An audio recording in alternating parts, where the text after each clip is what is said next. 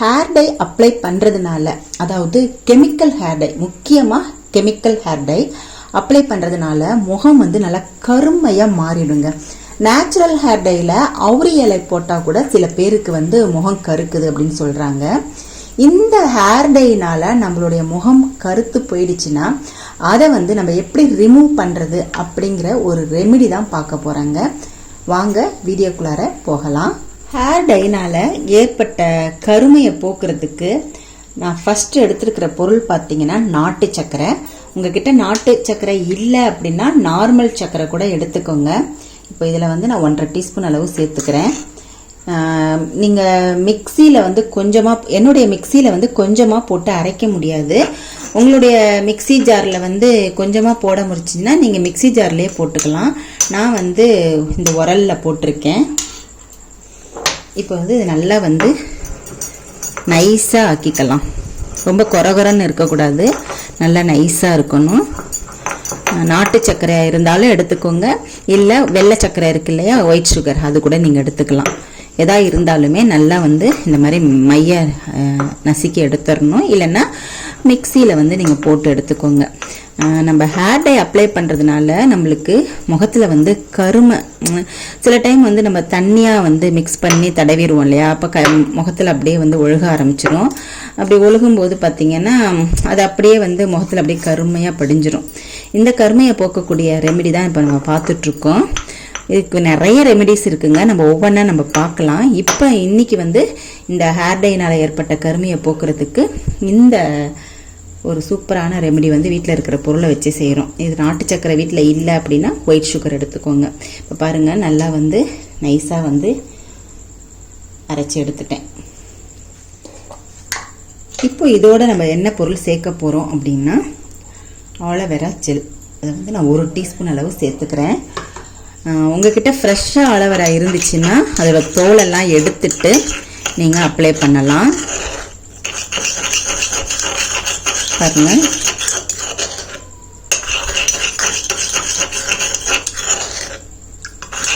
நல்லா வந்து மிக்ஸ் பண்ணிக்கோங்க. நான் இதிலேயே மிக்ஸ் பண்ணிடுறேன்.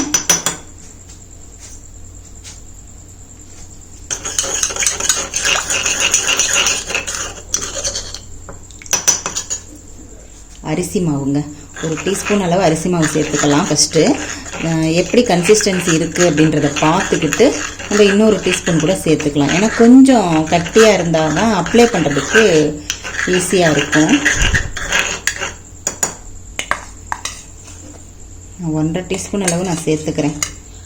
அரிசி மாவு வந்து வீட்டில் வந்து பச்சரிசியை வந்து நான் அரைச்சி வச்சுருக்கேன். நம்ம புட்டு மாவுக்கு, இடியாப்ப மாவுக்கெல்லாம் அரைப்போம் இல்லையா, அந்த அரிசி மாவு தான் இது. அவ்வளோதாங்க. பாருங்கள், நல்லா மிக்ஸ் பண்ணியாச்சு.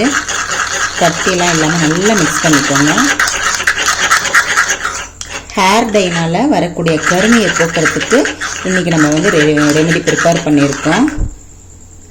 இதுமாரி ஏகப்பட்ட ரெமெடிஸ் இருக்குது, நம்ம ஒவ்வொன்றா நம்மளுடைய சேனலில் பார்க்கலாம். நம்மளுடைய சேனலில் நிறைய ஹேர் டை ரெமெடி வந்து போட்டுட்ருக்கோம். நேச்சுரலாக வந்து எப்படி வந்து முடியை வந்து கருமையாக்குறது அப்படிங்கிறத. இப்போது நம்ம ஹேர் டைனால் முகம் கருமையாயிடுச்சுன்னா அதை போக்கக்கூடிய ரெமெடி இப்போ பார்த்துட்ருக்கோம். பாருங்கள், இதை ஒரு பாத்திரத்தில் நான் மாற்றிக்கிறேன். அவ்வளோதாங்க. இப்போ நம்மளுக்கு ஹேர் டைனால் கருமை ஆயிடுச்சுன்னா அதை போக்கக்கூடிய ஒரு ரெமெடியை நம்ம ப்ரிப்பேர் பண்ண மாதிரி முகத்தை வந்து நல்லா சோப்பு போட்டு வாஷ் பண்ணிடுங்க. இல்லை ஃபேஸ் வாஷ் இருந்தாலும் அதை போட்டு நீங்கள் வாஷ் பண்ணிவிட்டு இந்த ரெமெடியை வந்து இந்த மாதிரி அப்வர்ட் டைரெக்ஷனில் நல்லா அப்ளை பண்ணுங்க. ஃபஸ்ட்டு அப்வர்ட் டைரெக்ஷனில் அப்ளை பண்ணிவிட்டு அதுக்கப்புறமா இப்படி ரொட்டேஷன் பண்ணுங்கள். இந்த மாதிரி ரொட்டேட் பண்ணும்போது நம்மளுடைய இறந்த செல்கள்லாம் நல்ல புத்துணர்ச்சி போயிடும். இதனால் நம்மளுடைய முகம் வந்து கருமையாக இருக்குது இல்லையா, நம்ம இது வந்து நமக்கு நேச்சுரலாக கருமையாகலை, நம்ம ஹேர் டை போட்டதுனால இந்த கருமை வந்திருக்கு. அதனால் இந்த மாதிரி நம்ம லைட்டாக அழுத்தம் கொடுத்து பண்ணுறதுனால அந்த டேன் வந்து சட்டுன்னு ரிமூவ் ஆகிடுங்க.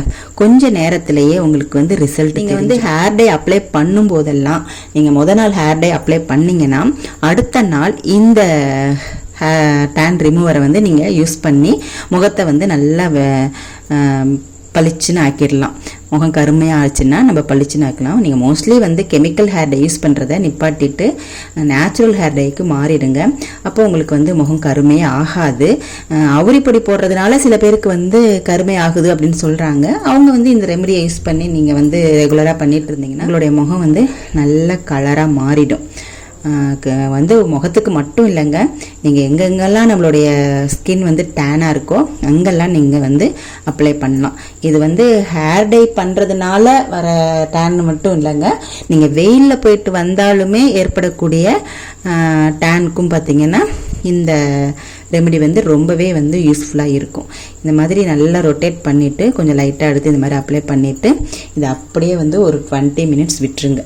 20 மினிட்ஸ் விட்டதுக்கு அப்புறமா நீங்கள் வந்து நார்மல் வாட்டரில் ஃபேஸ் வாஷ் பண்ணிட்டீங்கன்னா உங்களோட ஸ்கின் வந்து நல்லா பளிச்சுன்னு ஹேர் டைனால் ஏற்பட்ட கருமை வந்து ஒரே நாளில் மறைஞ்சிரும். ட்ரை பண்ணி பாருங்கள். ட்ரை பண்ணி பார்த்துட்டு எப்படி இருக்குது அப்படின்றத கமெண்ட் செக்ஷனில் மறக்காமல் கமெண்ட் பண்ணுங்கள். தேங்க்யூ.